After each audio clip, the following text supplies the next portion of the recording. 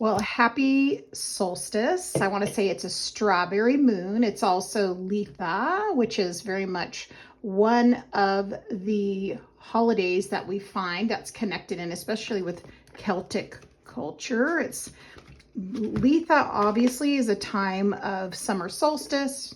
It is a time of things beginning to grow and flourish. So as you set your intentions for this time, whether it be right on the full moon, which is on Friday night, or just in general during the season, you want to think about things that you desire that are going to flourish and setting your sights on that. Now, understanding too, we're moving into right now, even though it's a Sagittarius moon, we're moving into Capricorn in the moon. So right away, it's going to be much more about practicality, things taking time. It's like a slower process because Capricorn's it's an earth sign. So it's focused on building and structure and foundations, right? But we're also moving into the sign of Cancer. Just as we move into Cancer, which is all about, I believe, it's definitely a water sign, as many of you know, but it's also a sign of the home and the hearth and things of that nature. So think about all these intentions as you move into the season. And it doesn't have to be done right on the full moon. Now, I have chosen this Oracle deck, which you can pick up pretty much anywhere. I do have links if you ever want to. I'll probably put this in my Amazon store if you're interested in just picking one up. It is done by, I love these creators. It's Lorraine Anderson and Juliet Diaz. The Season of the Witch Oracle deck. Absolutely love all of their decks. They definitely connect in with traditions that are found again more in the Celtic, Wheel of the Year. So keep that in mind. But the thing I also love about this deck is that the illustrations are very based in folk art, which for me is a style that I really enjoy. I feel like I very much connect with it.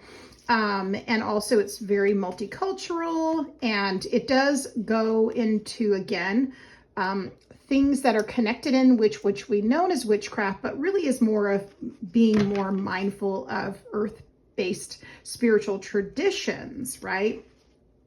So you can pick up these type of decks and work with them throughout the year, but they really are going to give you themes that are going to imprint on you in a way that really honors your rituals and being mindful of seasons of the year and how we can also deepen our own journey as far as spirituality, but our traditions, mentally, physically, emotionally, with family and loved ones. So and just in general, but the images are rich and are very much in the season of the summer. So what we're going to do is a spread that you can actually find, which I love about this. It's a very comprehensive guidebook, but you also can find different spreads that you can do. So here it says the Litha card spread. So we're going to do a reading based on that, actually, right? So we're going to flip to the page that it says, and you'll notice what I love about these. There's all kinds of different spreads, right? So we have Litha card spreads, just getting to know your deck. If you have not worked with decks before, I really recommend it. Just start with Oracle. The Oracle decks are really not meant to work on a system like tarot per se, but they draw messages even just in an individual card. But when you do a spread, they each signify different things, placements for things, for example. And we're going to do what is known as the Litha spread, which is, again, welcoming us into summer. Actually, rather, it's called the Welcoming Summer Spread. So we're going to be pulling these cards 1 through 6. They're going to mean different things, and we're going to go into it. For example, card 1 will be what's your biggest lesson from spring. 2 will be how did you experience the most growth. 3 will be how can you successfully shift from spring to summer. 4 will be how can you look forward to this summer, and 5 is what obstacle you'll face and overcome. 6 will be how can you experience the best summer ever. So we're going to do this spread, all right, 1 through 6. So I'm going to go ahead and shuffle the deck. And just a note, those of you that are new to decks, when you first get a deck, you definitely want to go through the process of few things. The first thing is you want to cleanse the deck. You can do that really simply. You can do it with a selenite wand. You can do it with incense, right?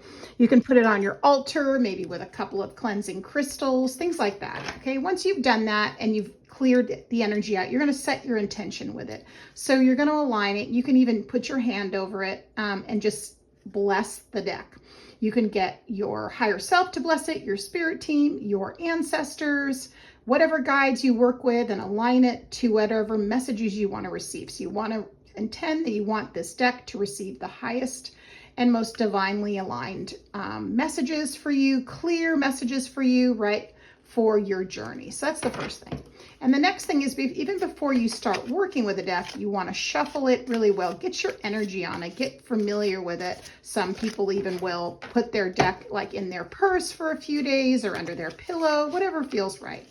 And then when you're shuffling, you're just setting your intentions, right? Getting the messages for this particular spread. Again, we're pulling 5 cards, and because I don't have as much room here, we're going to go 2, 1, and then 3, and then 2 for the 5 cards. Okay, let's go ahead and do this. So we have 1,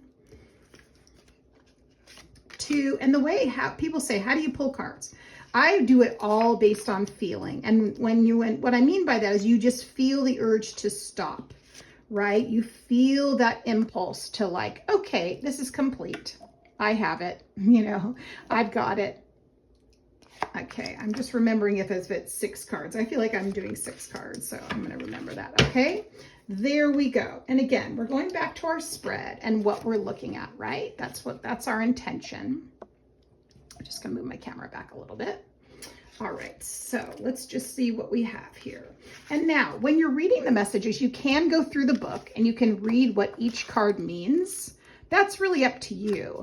In this case, I'm going to use my intuition. Okay, they are 6 cards, good. And we're going to go from there. So we're going to I like to start first when I'm doing a spread for myself. And I want to turn over every card and just get a feeling for each of the spread itself. And then later, once you're reading them individually, you'll start seeing a whole entire theme that will be illustrated, that'll come forth in the reading.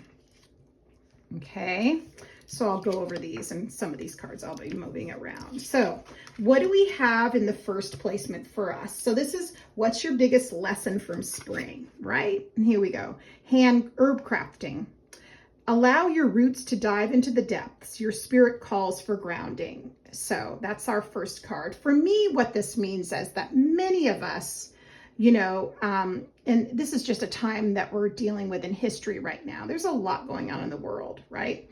And part of it, allowing our roots to dive into the depths, is that a lot of us want to go back to simpler things. We want to steer away from being on our phones so much. We want to be able to connect in, with where we live in our communities. We want to find more resources that are nearby where we live, whether that be location where we can go walking or being out in nature more, or maybe we want to even start doing low-tech things like sewing or creating things with our hands, cooking, maybe doing our own little apothecaries, learning to do little batch oils for ourselves, making our own hand lotions, whatever it can be. You're getting back to something that is grounding you. That's a process, and you're feeling the desire to do that based on everything that's going on, right? So that's our first card. Next, we have, how did you experience the most growth? And here we are. And that's interesting thing. This is left from spring. We have the bike ride, which is also the first card in the deck, which is, it is the stillness and presence of the journey that you will find yourself exactly where you need to be. Again, this talks about, I am in the moment. I'm connecting with the land around me. I'm connecting to my breath. I'm taking into considerations. I know I have things that are behind me. I have things before me, but I'm just being in this moment and in the stillness and the presence of connecting with myself, my higher self, the world around me, and those things that I love, right? I love that card. Next, we have number 3 is how did you experience the most growth? Again, this is springtime, right? We have citrus fruits. It's time to surrender to your unraveling. Allow the waking sight to expand and illuminate you.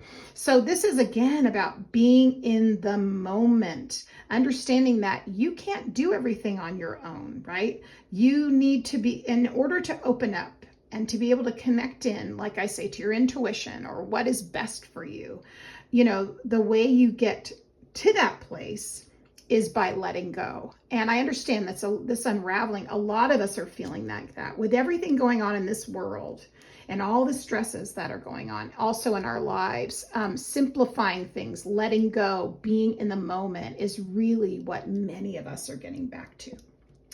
Then we have for our fourth position, we have what can you look forward to this summer? This is the fun stuff. The light worker, I love this card. The transmutation of shadow is needed when seeking the light that guides you. This is just, again, realizing we know we have things that are both within us and around us based on our experiences, as well as things that have been difficult for us. And maybe we have difficulty in our surrounding different parts of our lives. But what this is all about is understanding that's a process of letting go. Transmutation of shadow is shadow work. That is also being willing to lean into and open up authentically to those things you know you may be avoiding, and understanding that as you do this, you're going to get to the place of light. Light being clarity, light being healing, light being that of feeling more connected and happy in general. Next, card 5, we have what obstacles are you going to be facing and overcoming? Butterflies for me always are also letting us know that our loved ones in spirit are around. The butterfly for me, that's my mother monarch butterfly. So that's telling me even though I'm going to be facing obstacles, I have my spirit team, my loved ones in spirit who are helping guide me and bring me to a place of clarity and comfort and healing. And those, if I'm faced with some of those challenges, I have support from the spirit world. So here in the unknown, you will find the essence of who you really are and what magic awaits. So again, that's a number 2. That's really, if you're looking at it from that perspective of numerology, the number 2 is also the magician. And that's when you are walking into this first step of the beginning, right? Actually, no, that's number 2. I got that wrong.